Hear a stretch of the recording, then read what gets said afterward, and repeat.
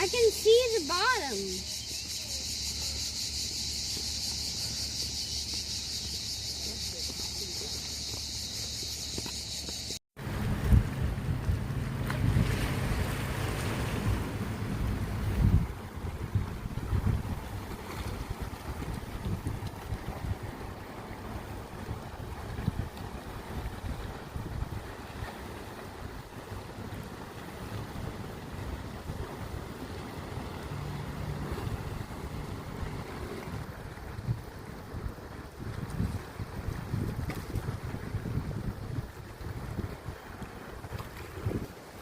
Hello everyone, Fanny here, direct live from the Point of the Dragon. So the dragon is right here again.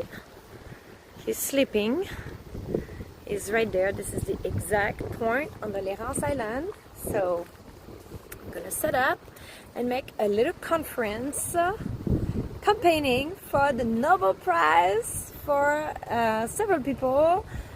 For the Secretary General of the United Nations, Antonio Guterres, for Elon Musk for the Nobel Prize of Physics, and for myself for the Nobel Prize of Literature. It's a crazy story, but very inspiring. So let's talk about the present moment, this beautiful place right here, and get ready for the future. Hi, my name is Fanny Menardi. I have an art business called Pachamama Art.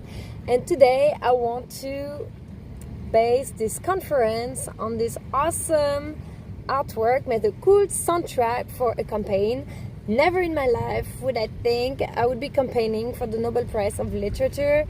But one thing after another, I've been campaigning for the Mandela Prize this year, and I was campaigning for people that I admire, that guided me in my journey, for the Nobel Peace Prize and the Nobel Prize of Physics.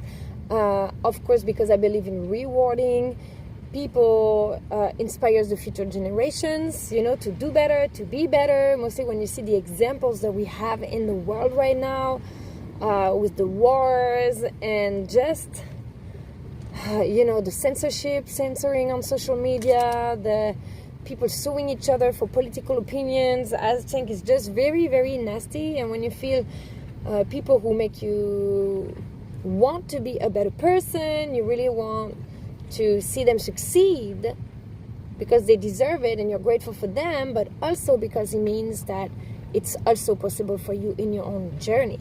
So you know that I have all this network. When I came to America, in France here, I have all my family, all my friends. When I came to America, it took me a very long time to find a job because I was all my diplomas were foreigners, my work experience. I was a mom. It took me about a decade just to find work, and this is when I started my art business. And in this journey, sometimes life puts you in front of a wall just so you don't have any other choice than just be working. And if I was here, I probably wouldn't be working a lot. I would be enjoying my life, but then the results in the long term are not the same when you're just stuck at home for 10 years just working. So in a way, it was actually meant to be. And some people, they know instant success, and because this business is meant to be, and some people, they know success later, like dead last, like Lisa Nicole would say. So all these people were my family, people that I met online. The first was the masterminds, the Resonance Science Foundations. They were the original angels, that I was following their trainings. I learned a lot from them, and they inspired me to reach for excellence, to keep educating myself, and to be very persistent, hearing all the success stories. One day you become a millionaire and people ask you, how did you do it? Well, I just never gave up, so it doesn't mean that you will succeed, but the only way you can is if you keep going. So then I started promoting these people because I wanted my friends, to know about it. So I started writing about them and writing a whole entire encyclopedia. And my art was inspired by them. And then there were all these magical, mystical things happening, like crop circles we would be painting something like a mandala, and all of a sudden there would be a crop circle about it that would appear. So it was very magical, that you always feel like something is guiding you, that you are brought here with a specific mission, that you're important, and everybody can feel that when you connect with nature, but also when you connect with a network. So I believe that if everybody in the world was passionate about what they do, everybody would be happy. We would never feel like we were working a day in our life. And then you're just working all the time. And this is how society progressed. People like Elon Musk, that is brought such advancement in physics, and the only one who went to space and rescue people from space. Now they're going straight to Mars. Like, big ambitions are possible. It's really beautiful. And the Secretary General of the United Nations, who dedicated his entire life to his mission, to saving refugees, to helping, bringing humanitarian aid, financial aid, creating opportunities, and all the cultural aspect. Because of course the Alliance of Civilization is like the ideal job if you're just creating events and stuff like that. So the United Nations, what's beautiful is they have the both part, the prevention, which is culture and education, because like Malala say, with weapons you can kill terrorists, with education you can kill terrorism. So education is so important, prevention, but you also need to be the person who help those who are in need, because who else is going to do it if organizations like the United Nations don't do it? So this is such a great mission. Of course, there are a lot of people like the Dalai Lama, like Nassim Haramein, who deserve those Nobel Prizes, okay? But we have to be strategic. We have to gather and discuss and say, how is this Nobel Prize going to have an impact on the future? Is it just rewarding someone and then done? Or is there a purpose in rewarding those people and bringing them together, and something incredible is going to happen? So you see all this year that the door was always closed. What does it do? It ripples out to wars and frustration and angry people. I'm asking you that this year you say yes to our team 143 and gather us at the Nobel Prize, and then we can make a plan, and this will be just the beginning for the future. Rewarding the Secretary General of the United Nations, that could give me an opportunity then to take the Alliance of Civilizations, and bring in my network, my people who are specialists in politics, in archaeology, in history, in culture, and religions, and stuff like that. Meet Elon Musk, and meeting and connecting him with Nassim Haramein and the anti-gravity equation that he found. Okay, so we can actually implement it and create the spacecraft.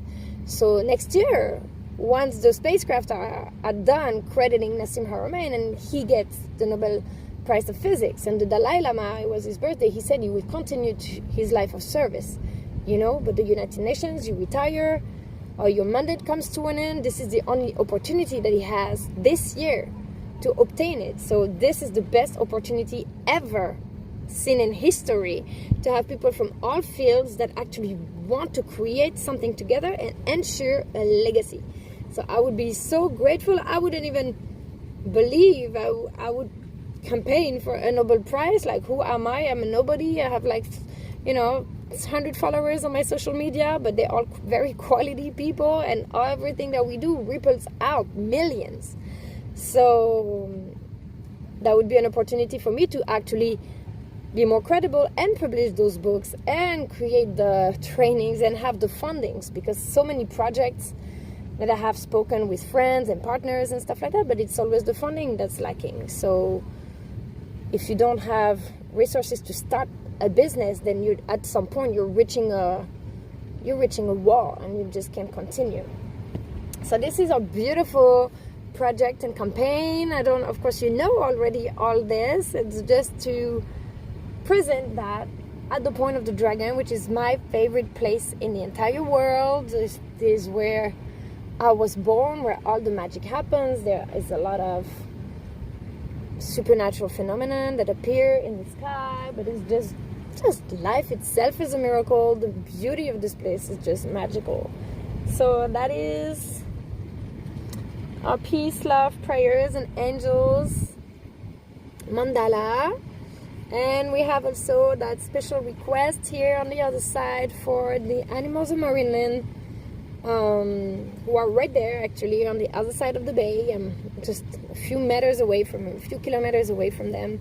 They're stuck in a pool since January with basic care and waiting to be transferred. They don't know where. Why? Because there was a law that came up in France against animal in captivity. So they closed the center. But now these animals, they don't want to release them because they think they're not going to be able to feed themselves. I think it would be great to accompany them, release them in the ocean and accompany them and feed them for a while until they learn how to hunt. I mean, for me, I know they made studies and they think they wouldn't be able to learn, but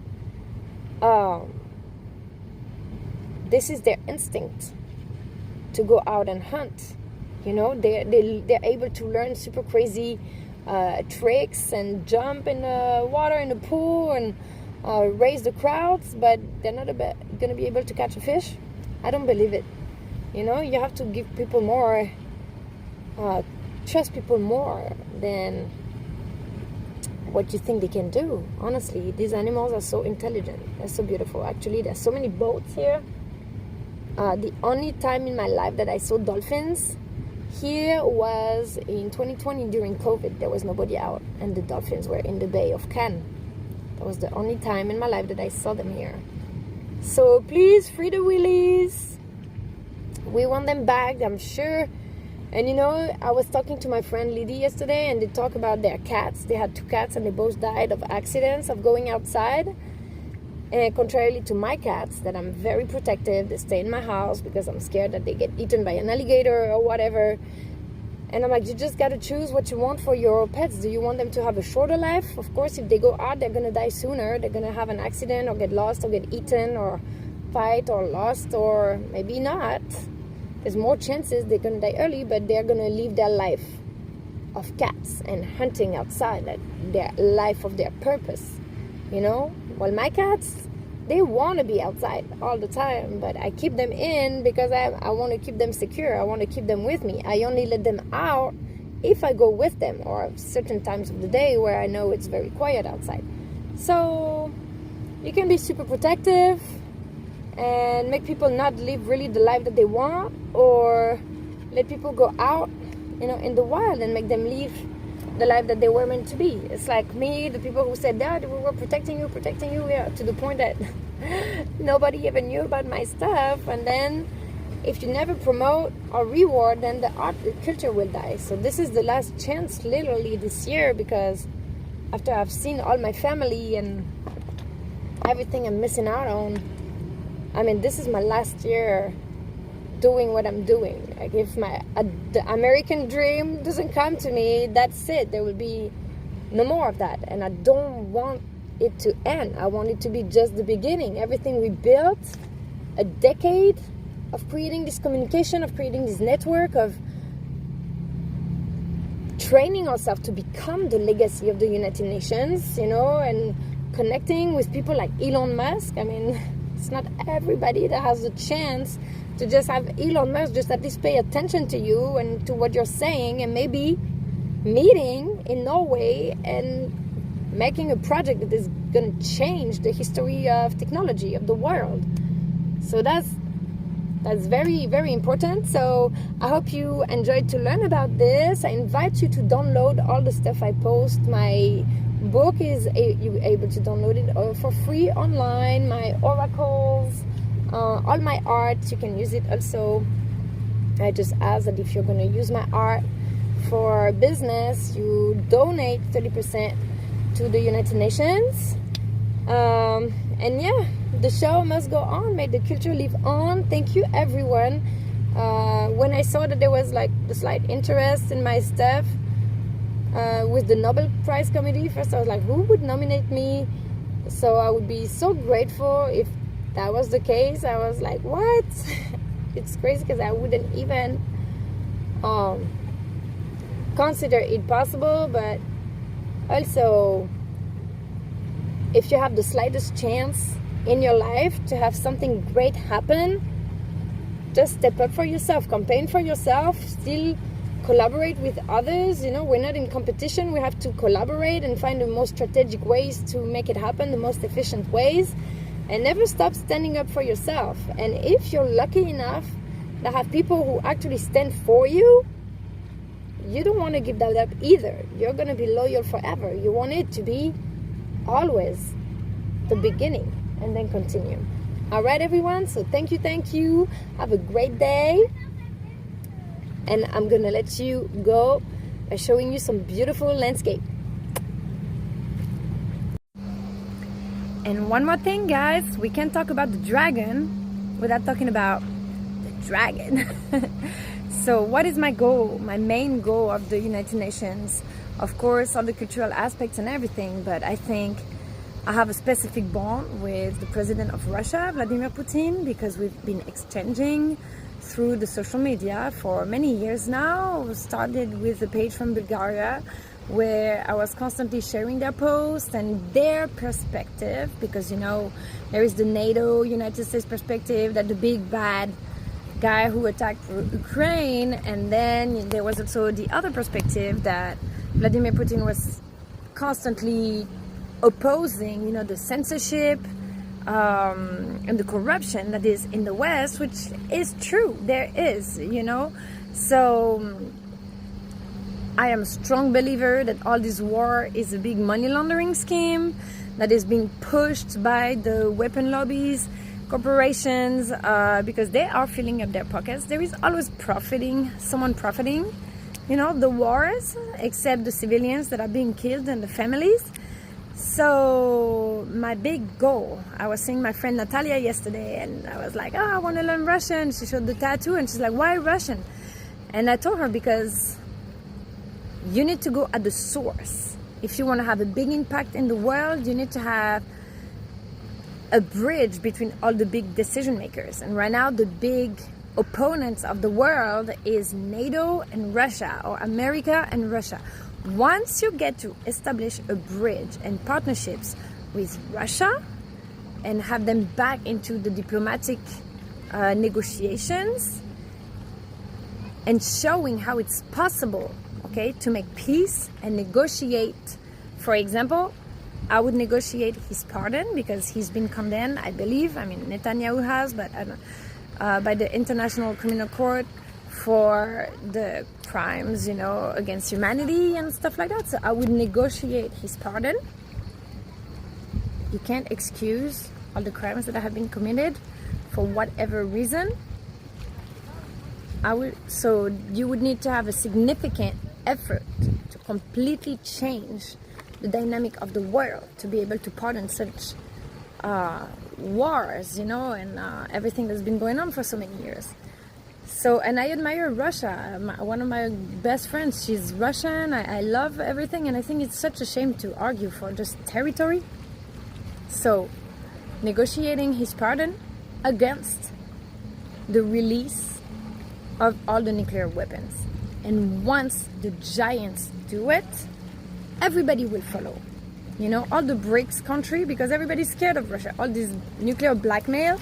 And this is why the Nobel Prize, last year, the Nobel Peace Prize was awarded to an organization in Japan that was bringing awareness towards the damages of the nuclear weapons. So this is what they're asking us to work on, So negotiating the complete release of all the nuclear weapons. If the big opponents that have been fighting are able to make peace and release that, everybody else will follow. Everybody, just like me and the French president, Emmanuel Macron, that we were the biggest enemies. We hate each other. We made each other's lives hell for many years during COVID. They handled COVID really badly, and there was terrorism and all of that. They harassed me and my family. And so a lot of people tried to intimidate me, but then when it didn't work, I gained their respect. And now they've been cheering for me so much. And Macron, the president, he's been stepping up so much into the international negotiation, international scenes and stuff. I actually admire him a lot. So now we became partners. So if you're able to make your enemies your friends, everybody can do it. So replicating this with Russia, I believe, is the key to removing all the nuclear weapons in the world and starting the renewable energy and pacification process.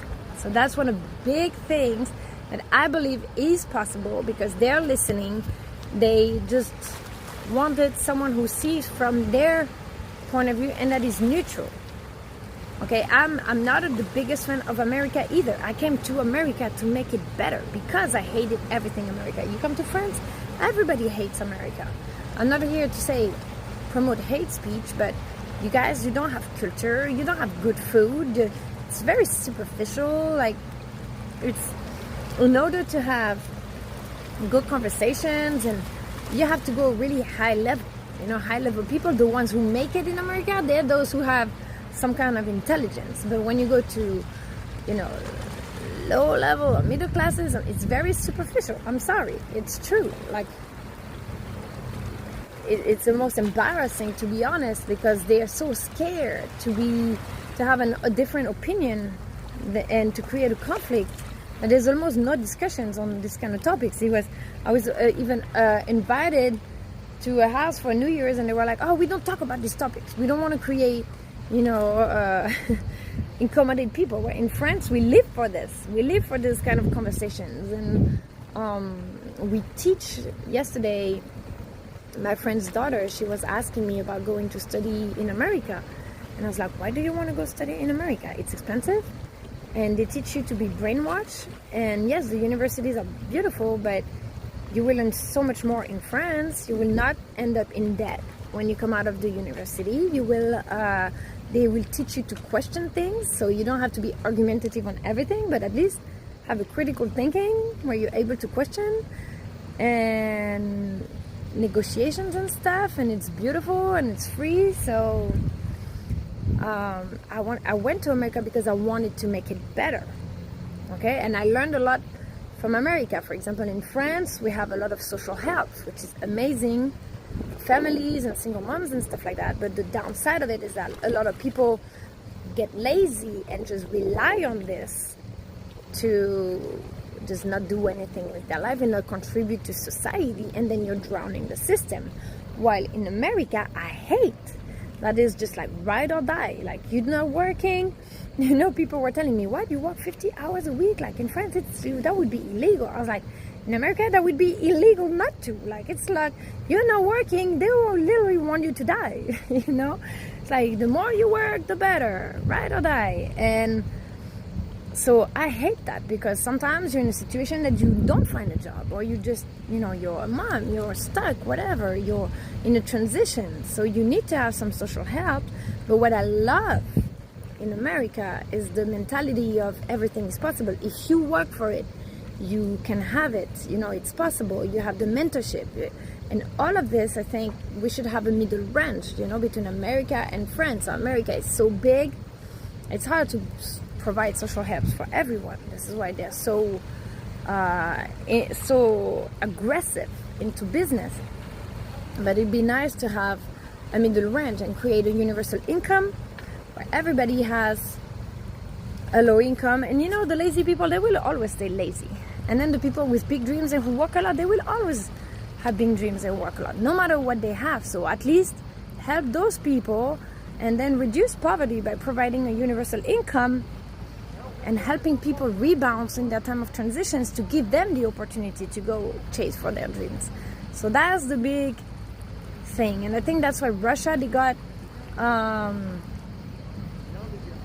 attracted to that, because I wasn't taking a side. I was just trying to create a bridge and make both of the societies better, and show that culture is just a matter of border. You know, the Muslim communities, they're like, "Oh God, this is the best" and stuff. If they were born in Italy, they would say the complete opposite. So just because you're born somewhere, you have to be able to disconnect from your border and to go learn somewhere else, so you can take the best of everything and take just what works for you to, you know, then the world is yours. So that was my little addendum to it. Look where I am. I'm just enjoying my life right now. They came to give us some Coco Locos. the point of the dragon. Cheers! Guys, I'm loving my life right now. I just want you to understand how amazing this place is. Just listen. Just listen to the concert. And there's also a little boy in the concert too.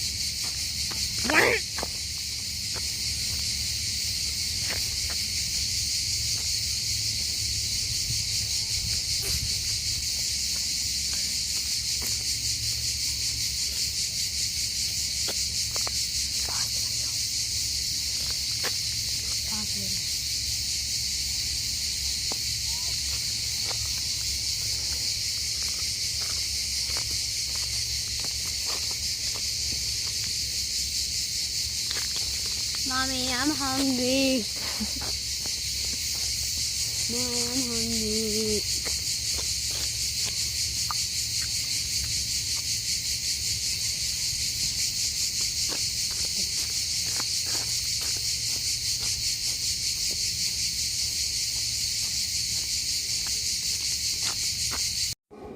We are in the cell of the man in the iron mask. This was actually a school trip for us when I was a kid. We would come here, visit the Iron Mask. So apparently nobody knows who he was.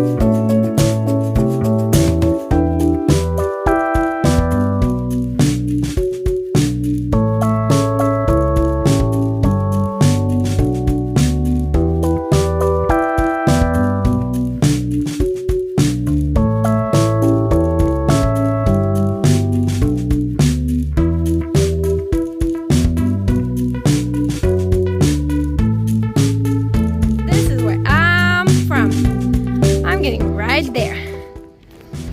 Ah!